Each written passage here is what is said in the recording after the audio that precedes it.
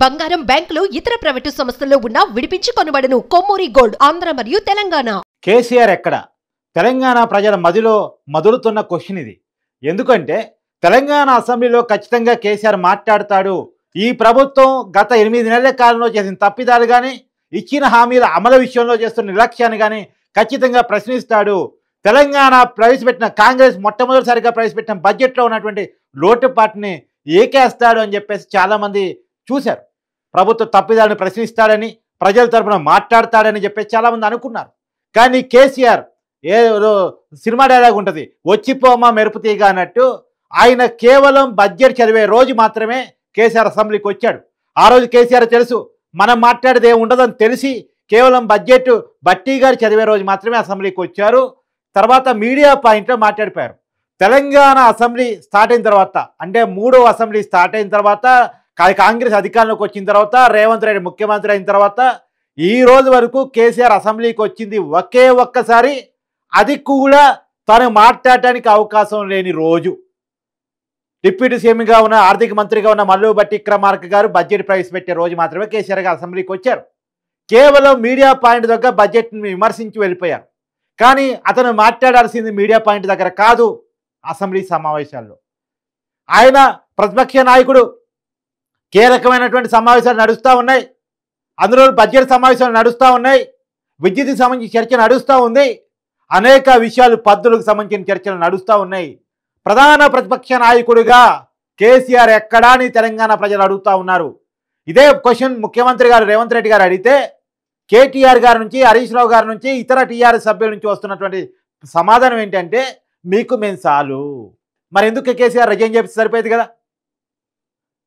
ఉన్నటువంటి కాంగ్రెస్ ప్రభుత్వాన్ని ప్రశ్నలు వేయటానికో, సమాధానం చెప్పడానికో కేటీఆర్, హరీష్ రావు, ఇతర సభ్యులు చాలు అనుకుంటే కేసీఆర్ ఎందుకు ప్రధాన ప్రతిపక్ష నాయకుడిగా రిజైన్ చేస్తే సరిపోయేది కదా? అసెంబ్లీకి రానప్పుడు ఎమ్మెల్యే ఎందుకు?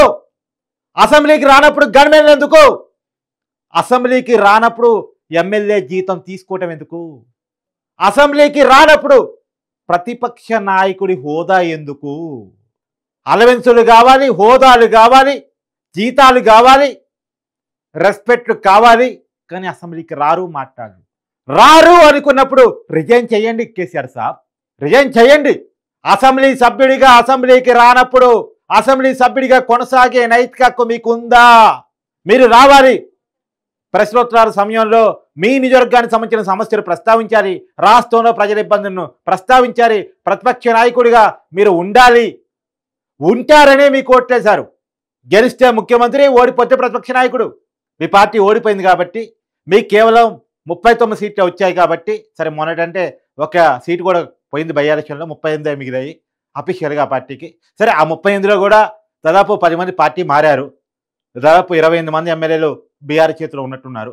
సరే అయినప్పటికీ ఇప్పటికీ ప్రధాన ప్రతిపక్ష నాయకుడు హోదా ఉంది కాబట్టి ఆ హోదాలో అసెంబ్లీకి వచ్చి ప్రభుత్వం చేస్తున్న తప్పుదాల మీద కానీ, లేదా ప్రభుత్వానికి సూచనలు సలహాలు ఇవ్వడానికి కానీ రావాలి. చాలాసార్లు ముఖ్యమంత్రి గారు రిక్వెస్ట్ చేశారు, కేసీఆర్ గారు అసెంబ్లీకి రాండి. ఏ ముఖ్యమంత్రిగా ఉంటేనే వస్తారా? చిన్నతనం అనిపిస్తుందా? ఈ ప్రజాస్వామ్యంలో చిన్నతనాలు పెద్దతనాలు ఏముండవు. కేసీఆర్ గారు ఎప్పుడు అధికారం మీదే కాదు. కేసీఆర్ గారు ప్రజలు మారుస్తుంటారు. నువ్వు 10 సంవత్సరాలు పరిపాలించావు, 10 సంవత్సరాలు ముఖ్యమంత్రిగా ఉన్నావు. అసలు మీతో ఉన్న పెద్ద ప్రాబ్లం ఏంటో తెలుసా? మీరు ఓడిపోవటానికి కారణం ఏంటో తెలుసా? నేను చెప్తున్నా, రాసుకోండి. కేసీఆర్ గారు మీరు ఎవరిని కలవరని, మీకు అహంభావం ఎక్కువని, ఎవరికి అపాయింట్మెంట్ ఇవ్వరని, సామాన్య ప్రజల్ని కాదు కదా మీ పార్టీ ఎమ్మెల్యేని, మంత్రుల్ని కూడా కలవరనే కారణం చేతనే ఇవాళ మిమ్మల్ని ఓడించారు. మీరు ఓడిపోవటానికి ప్రధాన కారణాల్లో జనంతో మీ కనెక్టివిటీ దెబ్బతింటమే కారణం. తెలంగాణ ఉద్యమంలో ఏ స్పీచ్లకైతే ప్రజలు అట్రాక్ట్ అయ్యారో, ఏ కేసీఆర్ జనాల్లోకి వెళితే ప్రభంజనంగా వస్తారో అన్నదానికి జనమంతా మీకు అధికారాన్ని ఇచ్చారు.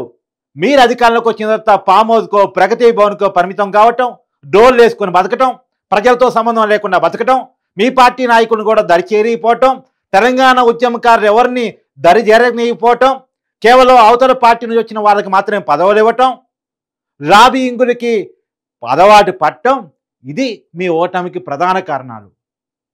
మీకు ప్రజలతో కనెక్టివిటీ దెబ్బతింది. అందుకనే మీకు గుర్తుపెట్టుకోండి, మీకు అసెంబ్లీ ఎలక్షన్స్లో 39 సీట్లు వస్తే పార్లమెంట్ ఎలక్షన్కి వచ్చేసరికి 0 అయింది.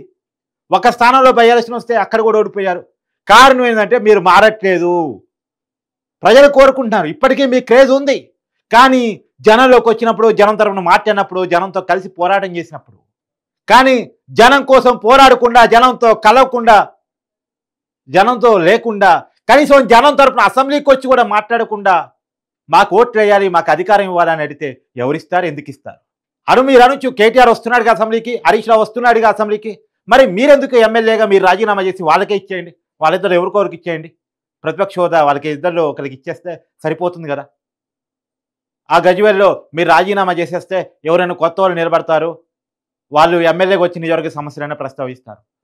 ఇది తెలంగాణ సగటు ప్రజలు అడుగుతున్నటువంటి ప్రశ్న. కేసీఆర్ గారు మీరు అంటే వాస్తవానికి ఏంటంటే మీరు వచ్చిన రోజు చాలా సంబరపడ్డారు మీ అభిమానులు. ఖచ్చితంగా కేసీఆర్ గారు రేపు వస్తారు, బట్టి గారు పెట్టిన బడ్జెట్ పెట్టిన గట్టిగా మాట్లాడతారు, ప్రజల వాయిస్ వినిపిస్తారు, అనేక సూచనలు సలహాలు ఇస్తారు. ఎందుకంటే ఆయనకి 10 years సీఎం ఎక్స్పీరియన్స్ ఉంది, తెలంగాణ ఆర్థిక వనరుల మీద ఆయనకి గ్రిప్ ఉంది, ఆయన కొన్ని వేల పుస్తకాలు చదవనని ఆయన చెప్పుకుంటూ ఉంటాడు, తెలంగాణ జాతిపితగా ఆయన చెప్పుకుంటూ ఉంటాడు.